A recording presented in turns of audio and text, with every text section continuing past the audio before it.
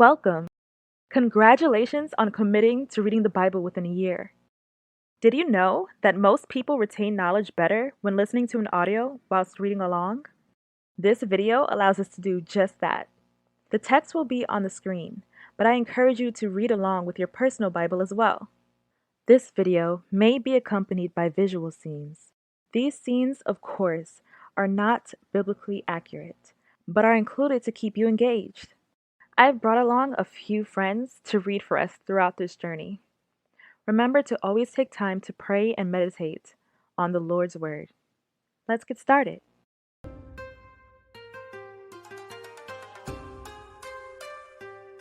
Chapter 37. And Jacob dwelt in the land wherein his father was a stranger, in the land of Canaan. These are the generations of Jacob. Joseph, being 17 years old, was feeding the flock with his brethren, and the lad was with the sons of Bilhah, and with the sons of Zilpah, his father's wives, and Joseph brought unto his father their evil report. Now Israel loved Joseph more than all his children, because he was the son of his old age, and he made him a coat of many colors. And when his brethren saw that their father loved him more than all his brethren, they hated him, and could not speak peaceably unto him. And Joseph dreamed a dream, and he told it his brethren, and they hated him yet the more. And he said unto them, Hear, I pray you, this dream which I have dreamed. We were all out in the field gathering bundles of wheat. All of a sudden my bundle stood straight up, and your bundles circled around it and bowed down to mine. And his brethren said to him, Shalt thou indeed reign over us? Or shalt thou indeed have dominion over us? And they hated him yet the more for his dreams, and for his words. And he dreamed yet another dream, and told it his brethren, and said, Behold, I have dreamed a dream more, and, behold, the sun and the moon and the 11 stars made obeisance to me. And he told it to his father, and to his brethren. And his father rebuked him, and said unto him, What is this dream that thou hast dreamed? Shall I and thy mother and thy brethren indeed come to bow down ourselves to thee to the earth? And his brethren envied him, but his father observed the saying. And his brethren went to feed their father's flock in Shechem. And Israel said unto Joseph, Do not thy brethren feed the flock in Shechem? Come, and I will send thee unto them. And he said to him, Here am I. And he said to him, Go, I pray thee, see whether it be well with thy brethren, and well with the flocks, and bring me word again. So he sent him out of the vale of Hebron, and he came to Shechem. And a certain man found him, and, behold, he was wandering in the field, and the man asked him, saying, What seekest thou? And he said, I seek my brethren, tell me, I pray thee, where they feed their flocks. And the man said, They are departed hence, for I heard them say, Let us go to Dothan. And Joseph went after his brethren, and found them in Dothan. And when they saw him afar off, even before he came near unto them, they conspired against him to slay him. And they said one to another, Behold, this dreamer cometh. Come now therefore, and let us slay him, and cast him into some pit, and we will say, Some evil beast hath devoured him, and we shall see what will become of his dreams. And Reuben heard it, and he delivered him out of their hands, and said, Let us not kill him. Don't shed any blood. Throw him into this cistern here in the wilderness, but don't lay a hand on him. Reuben said this to rescue him from them and take him back to his father. And it came to pass, when Joseph was come unto his brethren, that they stripped Joseph out of his coat of many colors that was on him. And they took him, and cast him into a pit, and the pit was empty, there was no water in it. And they sat down to eat bread, and they lifted up their eyes and looked, and, behold, a company of Ishmaelites came from Gilead with their camels bearing spicery and balm and myrrh, going to carry it down to Egypt. And Judah said unto his brethren, What profit is it if we slay our brother, and conceal his blood? Come, and let us sell him to the Ishmaelites, and let not our hand be upon him, for he is our brother and our flesh. And his brethren were content. Then there passed by Midianites merchantmen, and they drew and lifted up Joseph out of the pit, and sold Joseph to the Ishmaelites for 20 pieces of silver, and they brought Joseph into Egypt. And Reuben returned unto the pit, and, behold, Joseph was not in the pit, and he tore his clothes. He went back to his brothers and said, The boy isn't there. Where can I turn now? And they took Joseph's coat, and killed a kid of the goats, and dipped the coat in the blood. And they sent the coat of many colors, and they brought it to their father, and said, This have we found, know now whether it be thy son's coat or no. He recognized it and said, It is my son's robe. Some ferocious animal has devoured him. Joseph has surely been torn to pieces. Then Jacob tore his clothes, put on sackcloth and mourned for his son many days. And all his sons and all his daughters rose up to comfort him, but he refused to be comforted. And he said, For I will go down into the grave unto my son mourning. Thus his father wept for him. And the Midianites sold him into Egypt unto Potiphar, an officer of Pharaoh's, and captain of the guard. Chapter 38. And it came to pass at that time, that Judah went down from his brethren, and turned into a certain Adulamite, whose name was Hirah. And Judah saw there a daughter of a certain Canaanite, whose name was Shua, and he took her, and went in unto her. And she conceived, and bare a son, and he called his name And she conceived again, and bare a son, and she called his name Onan. And she yet again conceived, and bare a son, and called his name Shelah, and he was at Kezib, when she bare him. And Judah took a wife for his firstborn, whose name was Tamar. And Judah's firstborn, was wicked in the sight of the Lord, and the Lord slew him. And Judah said unto Onan, Go in unto thy brother's wife, and marry her, and raise up seed to thy brother. But Onan knew that the child would not be his, so whenever he slept with his brother's wife, he spilled his semen on the ground to keep from providing offspring for his brother.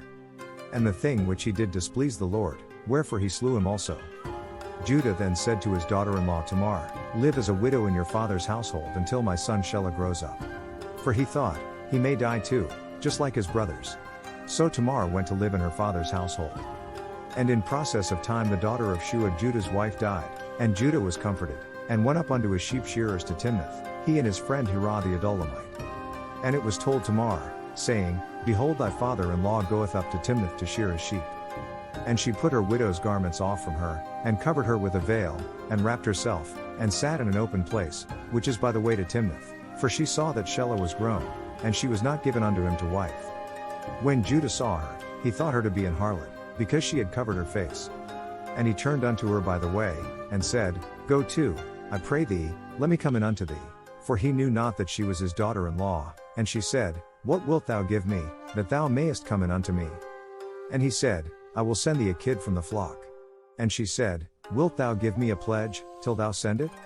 And he said, What pledge shall I give thee? And she said, Thy signet, and thy bracelets, and thy staff that is in thine hand. And he gave it her, and came in unto her, and she conceived by him.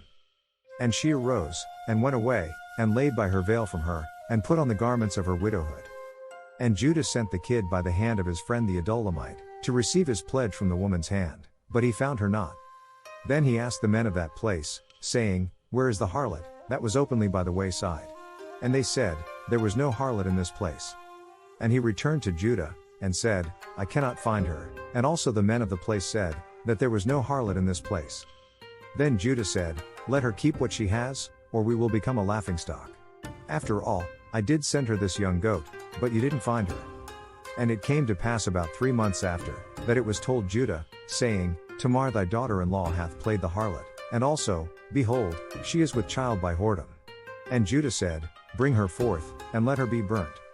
When she was brought forth, she sent to her father-in-law, saying, By the man, whose these are, am I with child? And she said, Discern, I pray thee, whose are these, the signet, and bracelets, and staff? Judah saw they were his. He said, She's in the right, I'm in the wrong, I wouldn't let her marry my son Shelah. He never slept with her again. And it came to pass in the time of her travail, that, behold, twins were in her womb. And it came to pass, when she travailed, that the one put out his hand, and the midwife took and bound upon his hand a scarlet thread, saying, This came out first. But when he drew back his hand, his brother came out, and she said, Oh, a breakout. So she named him Perez, breakout. And afterward came out his brother, that had the scarlet thread upon his hand, and his name was called Zara. Chapter 39. And Joseph was brought down to Egypt, and Potiphar, an officer of Pharaoh's, captain of the guard, an Egyptian, bought him of the hands of the Ishmaelites, which had brought him down thither. And the Lord was with Joseph, and he was a prosperous man, and he was in the house of his master the Egyptian. And his master saw that the Lord was with him, and that the Lord made all that he did to prosper in his hand. And Joseph found grace in his sight, and he served him, and he made him overseer over his house, and all that he had he put into his hand. And it came to pass from the time that he had made him overseer in his house, and over all that he had, that the Lord blessed the Egyptian's house for Joseph's sake, and the blessing of the Lord was upon all that he had in the house, and in the field. And he left all that he had in Joseph's hand, and he knew not aught he had, save the bread which he did eat. And Joseph was a goodly person, and well favored. And it came to pass after these things, that his master's wife cast her eyes upon Joseph, and she said, Lie with me. But he refused, and said unto his master's wife, Behold, my master wotteth not what is with me in the house, and he hath committed all that he hath to my hand. There is none greater in this house than I, neither hath he kept back anything from me but thee, because thou art his wife. How then can I do this great wickedness, and sin against God? And it came to pass, as she spake to Joseph day by day, that he hearkened not unto her, to lie by her, or to be with her. And it came to pass about this time, that Joseph went into the house to do his business, and there was none of the men of the house there within. And she caught him by his garment, saying, Lie with me, and he left his garment in her hand, and fled, and got him out. And it came to pass, when she saw that he had left his garment in her hand, and was fled forth, she called her household servants. Look, she said to them, This Hebrew has been brought to us to make sport of us. He came in here to sleep with me, but I screamed. And it came to pass, when he heard that I lifted up my voice and cried, that he left his garment with me, and fled, and got him out. And she laid up his garment by her, until his lord came home. She said, The Hebrew slave, the one you brought to us, came after me and tried to use me for his plaything. And it came to pass, as I lifted up my voice and cried, that he left his garment with me, and fled out. And it came to pass, when his master heard the words of his wife, which she spake unto him, saying, After this manner did thy servant to me, that his wrath was kindled. And Joseph's master took him, and put him into the prison, a place where the king's prisoners were bound, and he was there in the prison. But the Lord was with Joseph, and showed him mercy, and gave him favor in the sight of the keeper of the prison. So the warden put Joseph in charge of all those held in the prison, and he was made responsible for all that was done there. The keeper of the prison looked not to anything that was under his hand, because the Lord was with him, and that which he did, the Lord made it to prosper. Chapter 40. And it came to pass after these things, that the butler of the king of Egypt and his baker had offended their lord the king of Egypt. And Pharaoh was wroth against two of his officers, against the chief of the butlers, and against the chief of the bakers. And he put them in ward in the house of the captain of the guard, into the prison, the place where Joseph was bound. And the captain of the guard charged Joseph with them, and he served them, and they continued a season in ward. And they dreamed a dream both of them, each man his dream in one night, each man according to the interpretation of his dream, the butler and the baker of the king of Egypt, which were bound in the prison. And Joseph came in unto them in the morning, and looked upon them, and, behold, they were sad. And he asked Pharaoh's officers that were with him in the ward of his lord's house, saying, Wherefore look ye so sadly today? And they said unto him, We have dreamed a dream, and there is no interpreter of it. And Joseph said unto them, Do not interpretations belong to God? Tell me them, I pray you. And the chief butler told his dream to Joseph, and said to him, In my dream, behold, a vine was before me. And in the vine were 3 branches, and it was as though it budded, and her blossoms shot forth, and the clusters thereof brought forth ripe grapes. And Pharaoh's cup was in my hand, and I took the grapes, and pressed them into Pharaoh's cup, and I gave the cup into Pharaoh's hand. And Joseph said unto him, This is the interpretation of it, the 3 branches are 3 days. Yet within 3 days shall Pharaoh lift up thine head, and restore thee unto thy place, and thou shalt deliver Pharaoh's cup into his hand, after the former manner when thou wast his butler. But think on me when it shall be well with thee, and show kindness, I pray thee, unto me, and make mention of me unto Pharaoh, and bring me out of this house. For indeed I was stolen away out of the land of the Hebrews, and here also have I done nothing that they should put me into the dungeon. When the chief baker saw that the interpretation was good, he said unto Joseph, I also was in my dream, and, behold, I had 3 white baskets on my head. And in the uppermost basket there was of all manner of baked meats for Pharaoh, and the birds did eat them out of the basket upon my head. And Joseph answered and said, This is the interpretation thereof, the 3 baskets are 3 days. Yet within 3 days shall Pharaoh lift up thy head from off thee, and shall hang thee on a tree, and the birds shall eat thy flesh from off thee. And it came to pass the 3rd day, which was Pharaoh's birthday, that he made a feast unto all his servants, and he lifted up the head of the chief butler and of the chief baker among his servants. And he restored the chief butler unto his butlership again, and he gave the cup into Pharaoh's hand. But he hanged the chief baker, as Joseph had interpreted to them. Yet did not the chief butler remember Joseph, but forgat him.